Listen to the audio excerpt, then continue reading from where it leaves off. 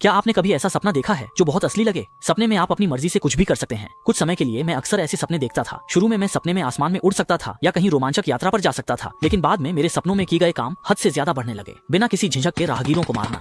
सपने में मैंने दुकानों को लूटा और ऐसे काम किए जो असल जिंदगी में नहीं कर सकता था। पुलिस मुझे पकड़ने आई, लेकिन सपने में मैं अजेय था और उन्हें आसानी से हरा दिया। एक दिन जब मैं काम से घर लौट रहा था तो रास्ते में एक व्यक्ति मुझे घूर रहा था जो कुछ जाना पहचाना लगा। मैंने ध्यान से देखा कि कहीं वो कोई जान पहचान वाला तो नहीं।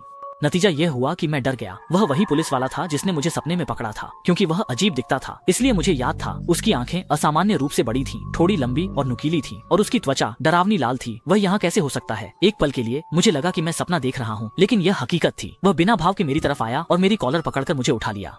उसकी ताकत से मैं डर गया और चिल्लाया, तुम क्या चाहते हो? लोग इकट्ठा हो गए। उसने मुझे छोड़ दिया और मैं जल्दी से चला गया। वह मुझे तब तक घूरता रहा जब तक मैं ओझल नहीं हो गया। उस रात के बाद मैं सपनों में शरारत करने की हिम्मत नहीं कर पाया। शायद हकीकत का डर मेरे सपनों में भी आ गया था और मैं कुछ समय के लिए शांत हो गया। लेकिन समय के साथ मैंने फिर से सपनों में ऊधम मचाना शुरू कर दिया।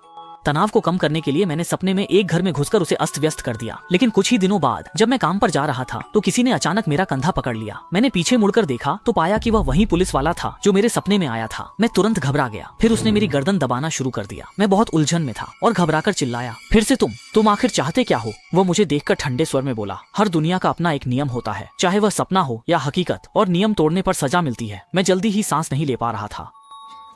लोगों ने हमें अलग किया और मैं फौरन भाग गया।